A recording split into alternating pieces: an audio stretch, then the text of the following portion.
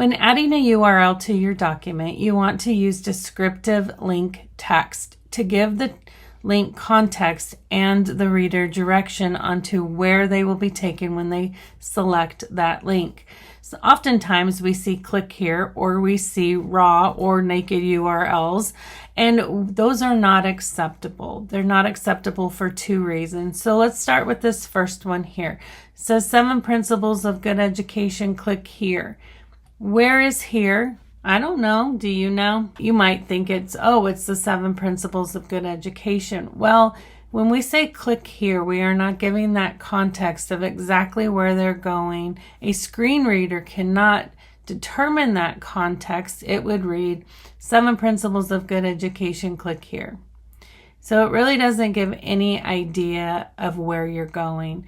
If we were to do this next one where it says watch the following video to learn more about 7 principles, and we have this link, the screen reader reads the actual link. So it would read watch the following video to learn more about the 7 principles, https://OUTU.be/OC4COTLAOFW ? SI=TA, and so on. So that is also kind of annoying to have to listen to that. Not to mention it doesn't tell you where you're going.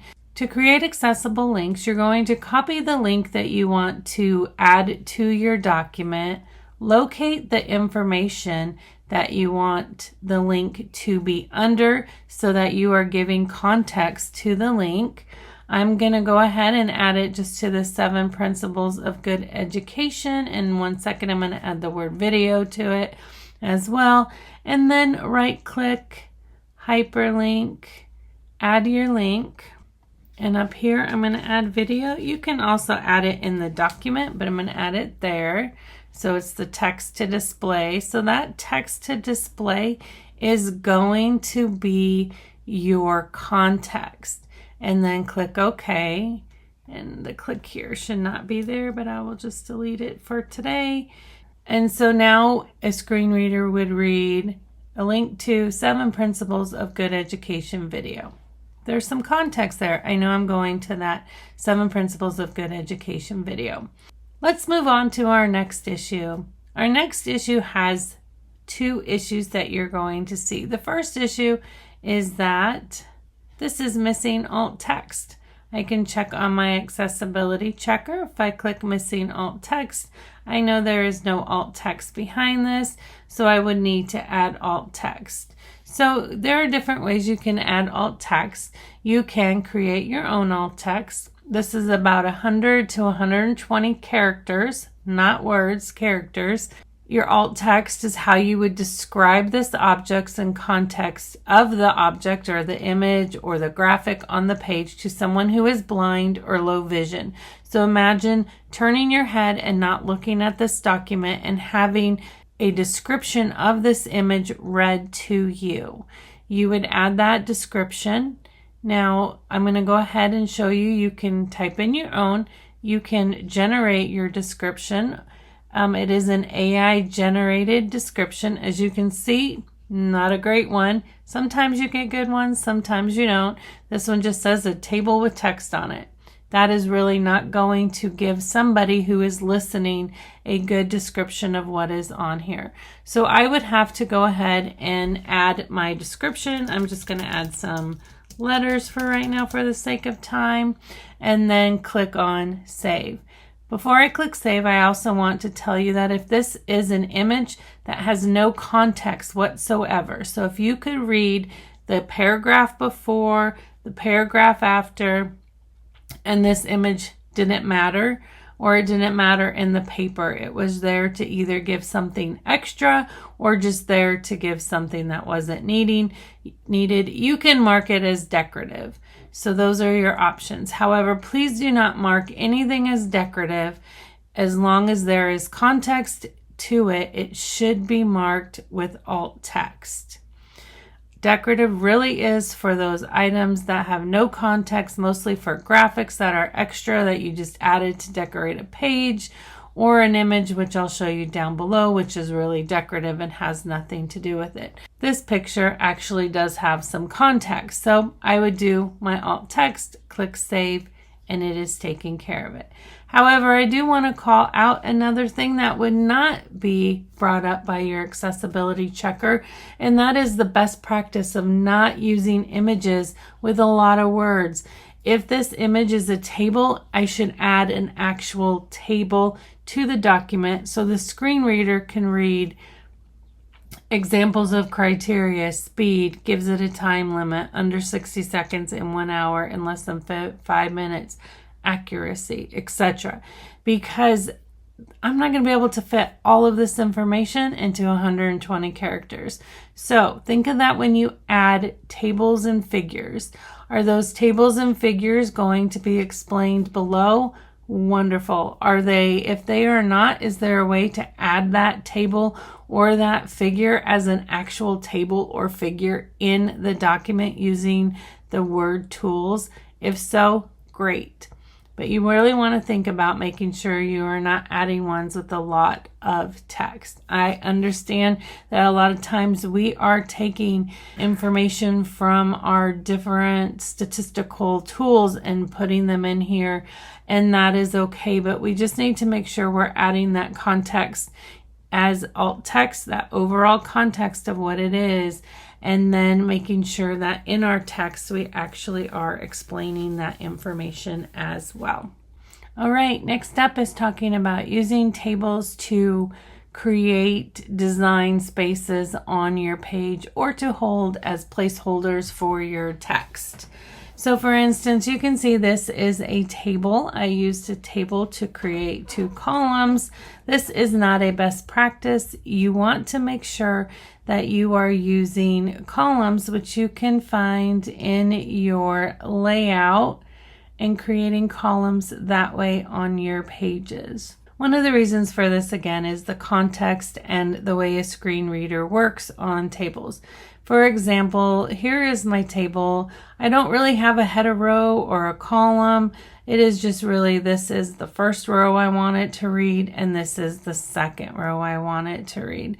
However, if I click header row and then first column, it's going to read adult learners, online learners, and then read adult learners. This column down here are experienced, and then come over to this one as well. So you can do first column first, so it'll read adult learners, online learners, and then the columns, but it gets rather confusing for a screen reader on where to read and how to read this. So you want to make sure you are using, as I showed you in your layout, using columns if you're going to need placeholders like this. All right, let's move on to our next one, tables. Tables are a bit more complicated in any of our tools, PowerPoint, Word, as well as PDFs when you go to convert your PowerPoint or Word to PDFs. That is where even at times if your table comes off 100% accessible in Word, when it gets converted to a PDF, it might not be. So you really want to make sure you are fixing it here first, because it's so much easier to fix a table in Word or PowerPoint than it is in Adobe PDF.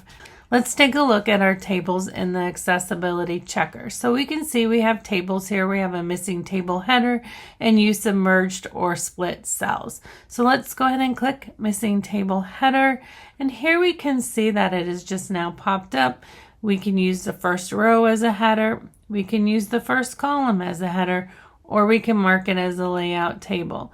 I want to go ahead and use the first row as a header, and that will update that. But now I have this use of merged or split cells. So table with merged or split cells are hard to navigate with the keyboard. So you're going to want to either merge them or split them. So you can see what the problem is up here. We have a merged cell, a merged one, split, split, split, split, split. So I'm going to go ahead and merge these cells. Do I want them merged in real life? Probably not, but I want to show you how it works. Merge cells, it merges them together. It's going to make you go through merge cells for all of them. So as you can see, it will just continue until you fix those cells. If I decided I really didn't want these merged, I wanted them separate, which actually is something that I do want, I can come over here and I can split the cells, and it splits them back how they were. So ultimately what the accessibility checker is trying to tell you is you either need to have all merged cells or split cells. So it is easier for a screen reader as well as a keyboard to navigate this table. Let's take a look at this missing alt text image. I'm going to go ahead and click on it. It highlights the image that I need to look at. I'm going to sit here and think about this image. I could certainly go ahead and share that this is a big orange fluffy cat with a lady and a gentleman smiling at the camera. That could be my description. I could click generate a description. I could get a person holding a cat. I am a person holding a cat. Or I could choose to mark it decorative. Oh, I wanted to show you that. Let me go back. Or I could choose to mark it decorative. So I'm going to mark it decorative, and then I'm going to come back to the screen so I can read to you what happens on the back end when you mark something decorative. So I'll mark it decorative. It will adjust it in here, but I'm going to click on the picture and click View Alt Text so I can see it again. When you mark it as decorative, it will be where the content that you mark as decorative will not expose a description to screen readers. So it totally skips this image as not to confuse somebody listening to your document. Okay, let's take one more quick minute to talk about lists. When using your styles panes, up here again, remember your styles pane opens all your styles, as well as using your list and your bullet points. It will help you create accessible content. I did want to show you lists really quick and how lists are read to give you an idea of why it is so important to use these built-in styles. So for example, here is a list. It is done using our list option. You can see that is already highlighted up here, knowing I used it. So it will read list 1 of 4, hello, list 2 of 4, hello again, list 3 of 4, goodbye, 4 of 4, goodbye again. Whereas if I had that list and I made my own list and I just decided to use, I'm just going to say asterisk by it to make my list, it would read asterisk goodbye again. And if it kept going, it would be asterisk goodbye again. So as you can see, it doesn't let the reader know it's a list. It reads it as if it's a paragraph format. So use those lists, use these styles, use all of these built-in ones here just to help you go through and create your accessible document. This is the end of this video. So again, I really want to call out those important things to you do. Use your styles as much as possible. Use tables that are built in. Use all of the tools that are inside your Microsoft Word product so that you can create a digitally accessible document. Another thing to remember is always open up that accessibility assistant when you start typing. It catches things as you're going and you don't have to go back and fix them. So it's not as overwhelming. It's much easier to fix things as you move through them than to go back and fix a whole bunch of things. So happy designing on Word for digital accessibility.